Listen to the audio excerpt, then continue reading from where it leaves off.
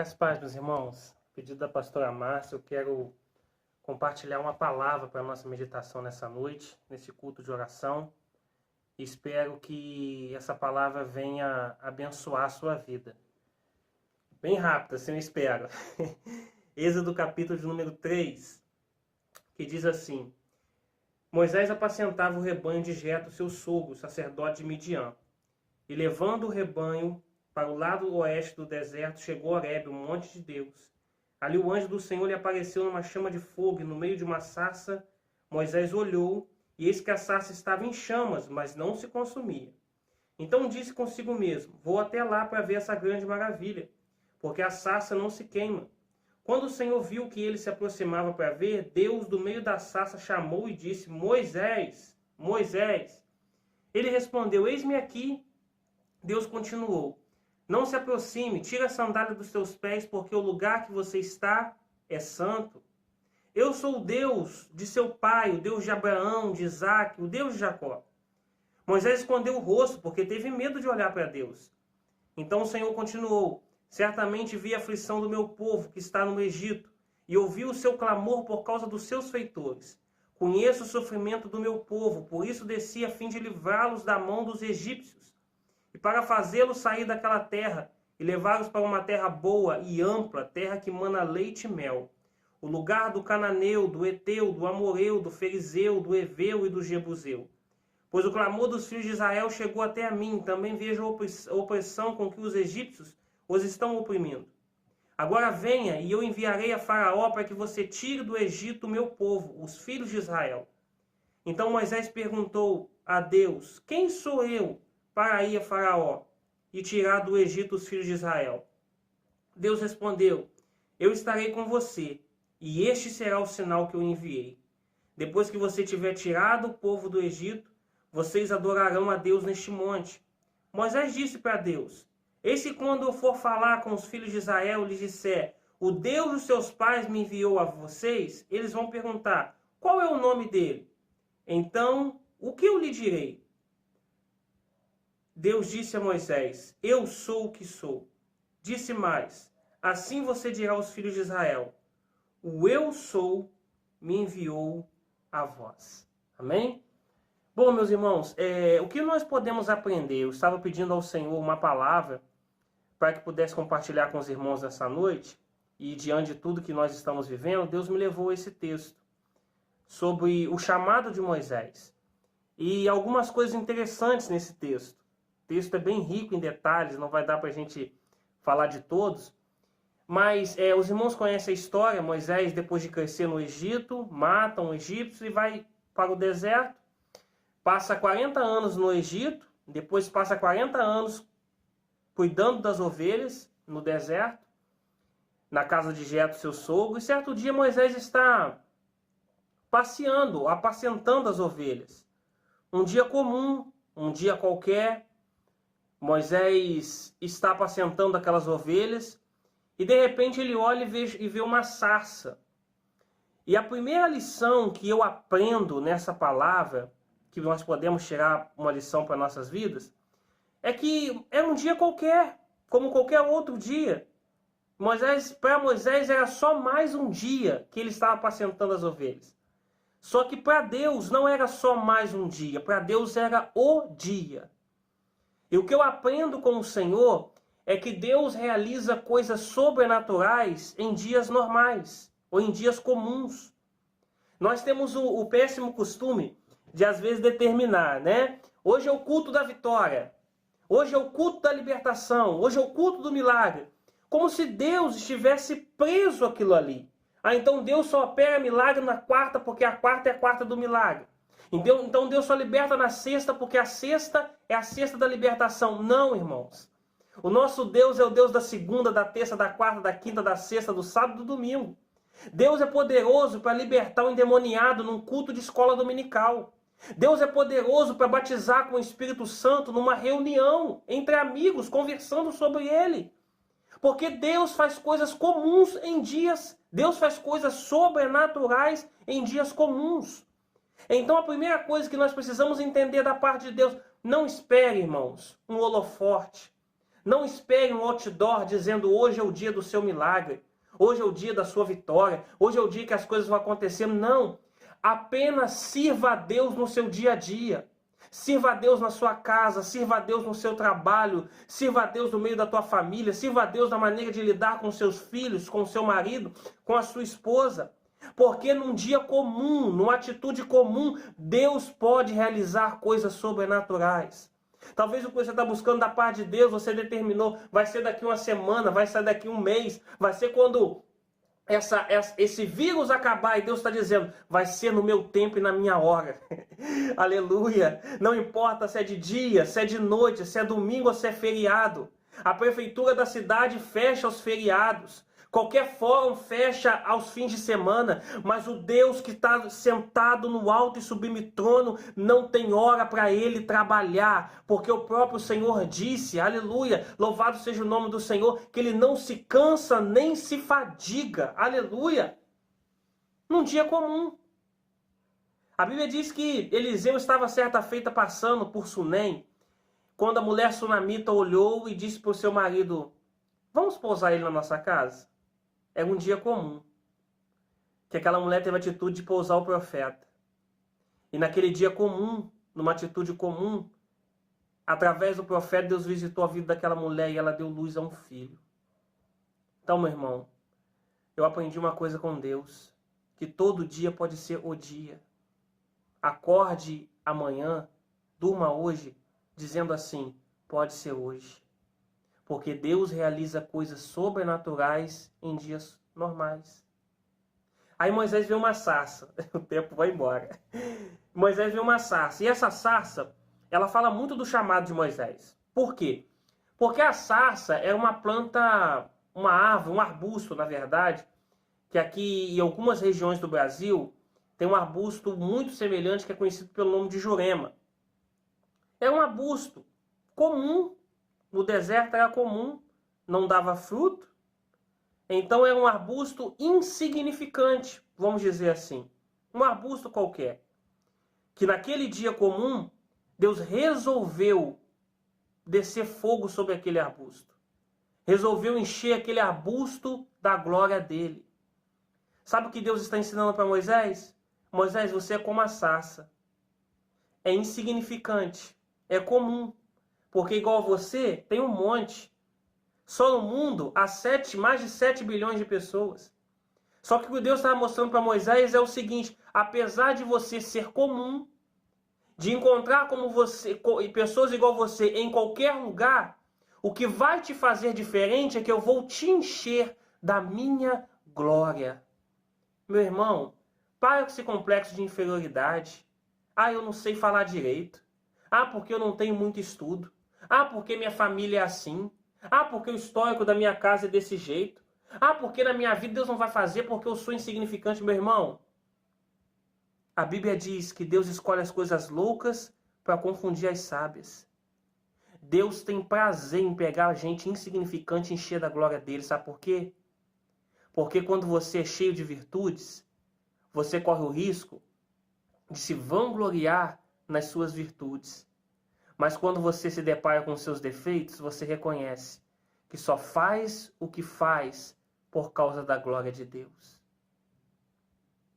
Deus vai permitir na tua vida alguns defeitos, vamos dizer assim. Deus vai permitir na sua vida algumas coisas que as pessoas olham e dizem assim, desse jeito não dá. Só para que ele te encha e fala, não dá na mão do homem, mas na minha mão dá. A sarça, além de ser insignificante, era cheio de espinhos. Um arbusto espinhoso. Não é algo interessante, irmão?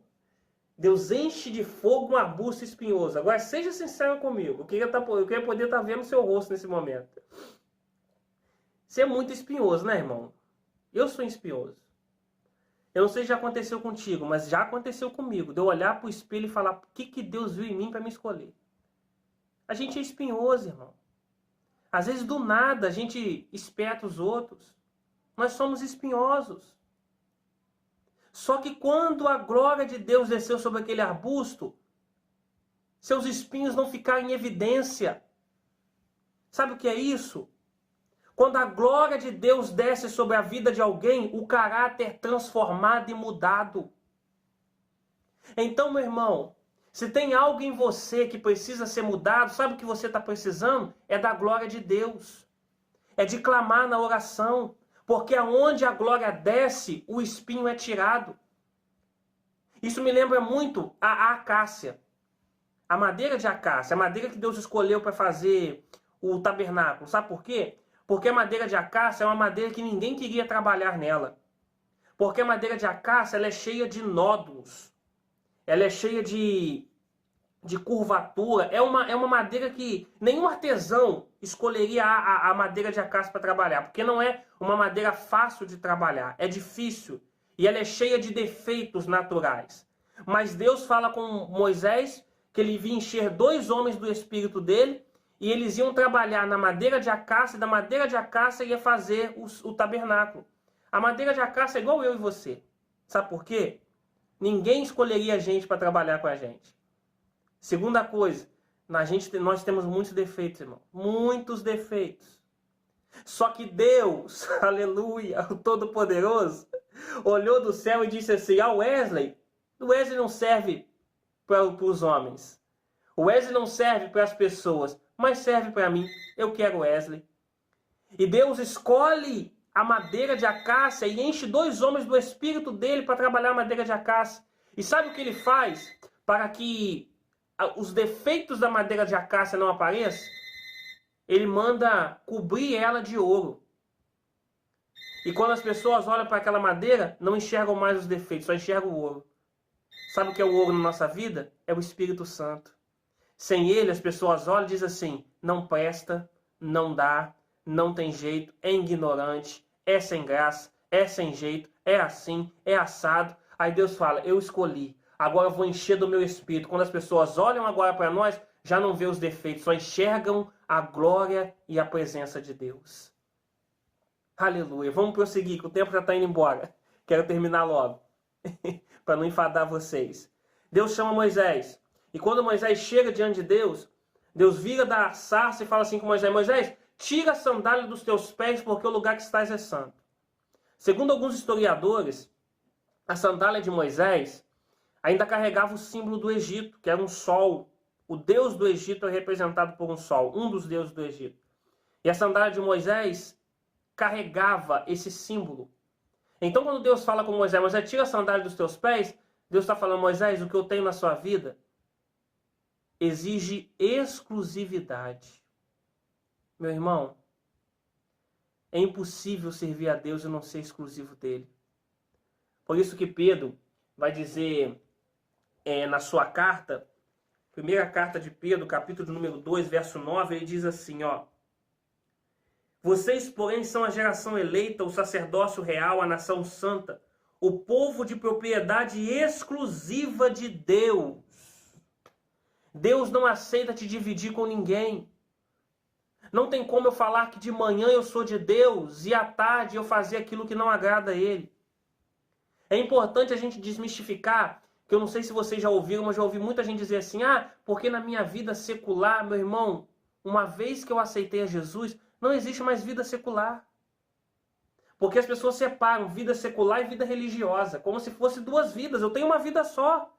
Então eu sou cristão, eu preciso ser cristão da mesma forma que eu sou no templo, eu tenho que ser em casa, na rua, em qualquer lugar. Não existe vida secular. Tem gente que fala assim, eu sou crente, mas meu braço não é convertido. Que isso? Eu sou crente, mas tenho sangue de baiano, nós precisamos do sangue de Jesus. Deus quer exclusividade. Ele não aceita te dividir com ninguém.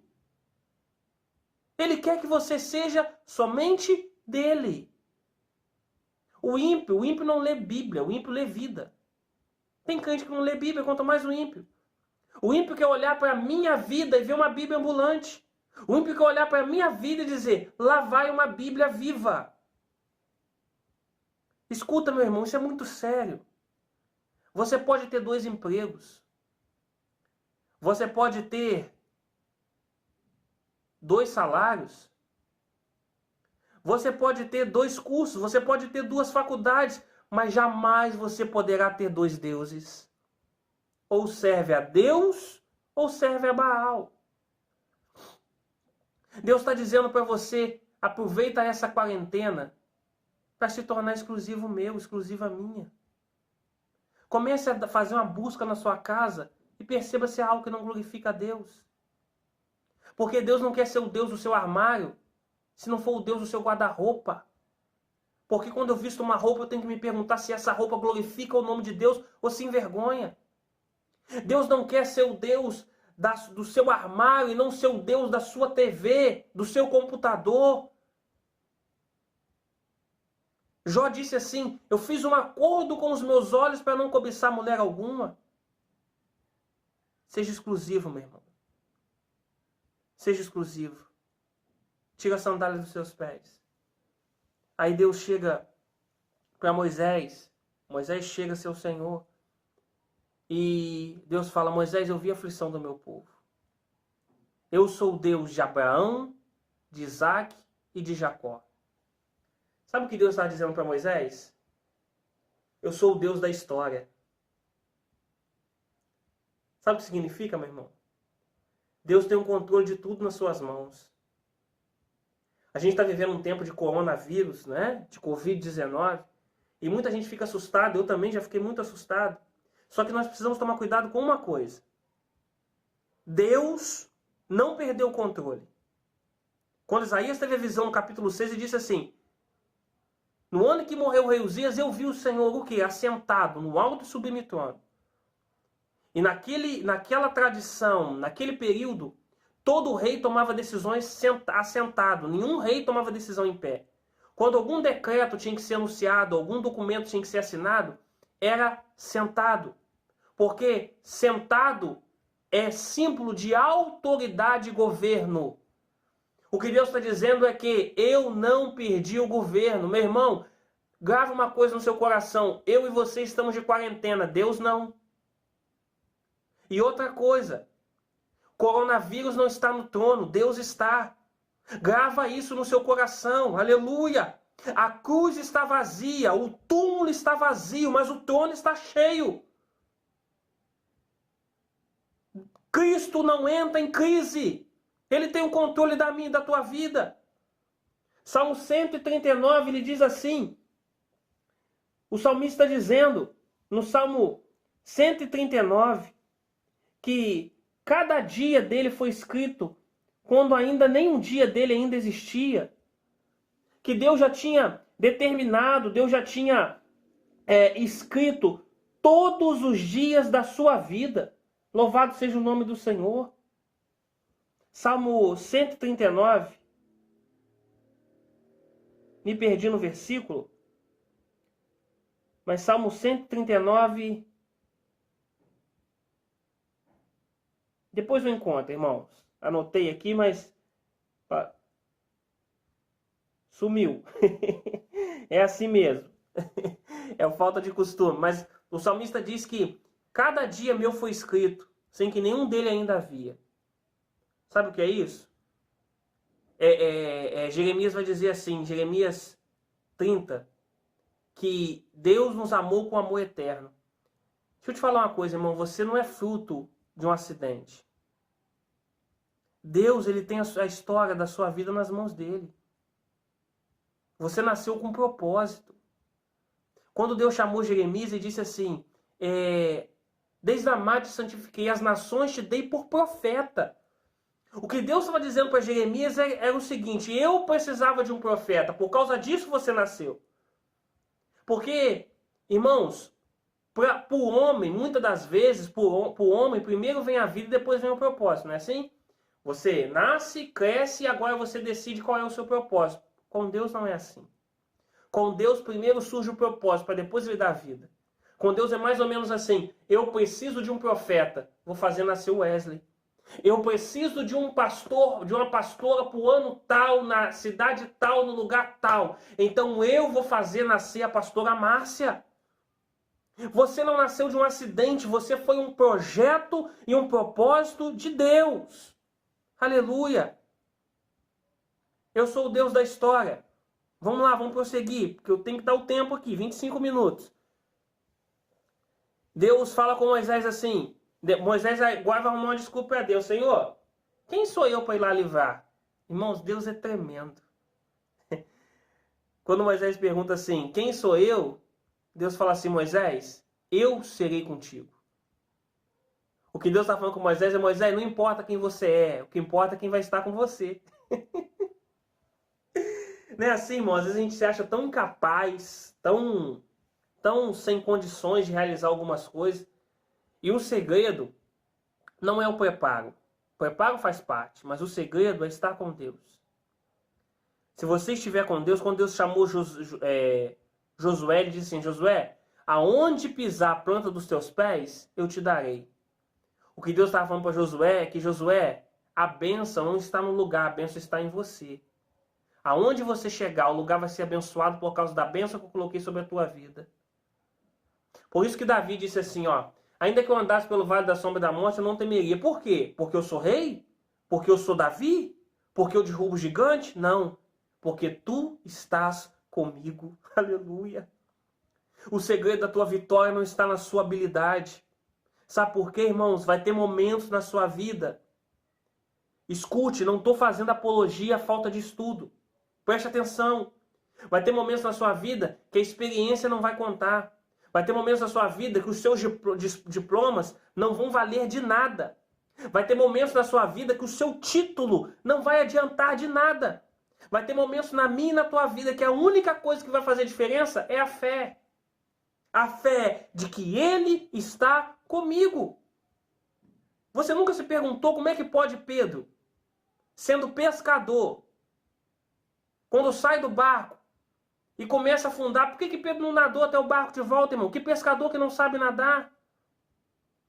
Só que naquele momento, a experiência de Pedro não adiantou de nada, o saber de Pedro não adiantou de nada. Naquele momento, a única coisa que fez a diferença foi a fé. Senhor, me ajuda.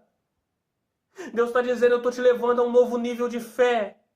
Eu estou te levando a um novo nível que não importa onde você esteja, não importa o que eu mande você fazer, se eu estiver contigo, você vai. Se Cristo comigo vai, eu irei. Se Ele vai contigo, irmãos, se Deus é comigo, eu não preciso temer o homem. Se Ele estiver contigo, não tema nada. Vá, vá, vá. Aleluia. E para a gente terminar, Deus vira para Moisés e fala assim, quando Moisés pergunta, Senhor, quando eu chegar no Egito, vão perguntar quem me enviou, o que eu vou dizer? Por que Moisés faz essa pergunta? Porque naquele momento, naquele tempo, no Egito havia vários deuses. Havia várias divindades. E voltamos aqui, irmão, vamos terminar. No Egito havia várias divindades. E era uma religião politeísta, vários deuses. E cada deus, ele era adorado por uma característica. Havia o deus da chuva, o deus do rio Nilo, o deus do sol. Então, para cada necessidade, o povo clamava a um deus. Quando Moisés pergunta para Deus, Senhor, quando eu chegar lá, qual o seu nome? Moisés está perguntando, Senhor, eles vão perguntar qual é a sua área de atuação. O Senhor é o Deus do sol, o Senhor é o Deus da chuva, o Deus do rio. Qual é a área que o Senhor trabalha? Qual a sua característica? Já que o nome representava a característica do Deus. Aí Deus vira para Moisés e fala, Moisés, eu sou o que sou. Quando ele chegar lá e te perguntar quem é que te enviou, você vai dizer, o eu sou me enviou a vós. Ah, irmão, isso parece tão simples, né? Só que no hebraico, essa palavra eu sou, ela é Asher, Arie, Asher. Que significa, eu sou aquilo que você precisar que eu seja. Quando Moisés pergunta, Senhor, quem é que está me enviando? Deus fala, Moisés, chega lá, sabe já que eu sou aquilo que você precisar que eu seja. Senhor, qual que é a sua característica? A minha área de atuação é a sua necessidade. Se você está precisando de socorro, eu sou o Deus que te ajuda. Se você está sendo perseguido, eu sou a sua justiça. Se você está passando necessidade, eu sou o Deus da sua prosperidade. Se você estiver precisando de cura, eu sou o Deus que te cura. Se você estiver precisando de alguém do seu lado, eu sou o Consolador. Eu sou aquilo que você precisar que eu seja. É por isso que eu e você não precisamos, no fim do ano, pular 7 ondas para poder ter um ano abençoado. Nem pendurar um trevo de 4 folhas atrás da orelha. Por quê? Porque o nosso Deus é tudo aquilo que nós precisamos. Aleluia. Louvado seja o nome do Senhor. Que nessa... Então, meus irmãos, que você possa ficar com essa palavra. Tempo de crise, saber que o eu sou está contigo.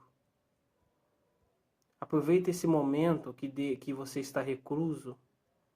Use esse momento para se aproximar dele. Porque o que faz a diferença não é o quanto você é capaz, mas o quanto você está perto do Senhor. Quero orar com você, que você fique com essa pequena palavra, que Deus possa falar mais ao seu coração e que possamos ser abençoados pelo Senhor. Vamos orar. Senhor, meu Deus, meu Pai, eu entrego cada servo teu nas tuas mãos. Que o Senhor venha abençoar, guardar, que essa palavra venha falar ainda mais ao coração deles, Pai. Eu abençoo os teus filhos e consagro eles a ti, em nome de Jesus. Que Deus possa te abençoar, meu irmão. Fica na paz e que Deus possa falar mais ainda ao seu coração, em nome de Jesus.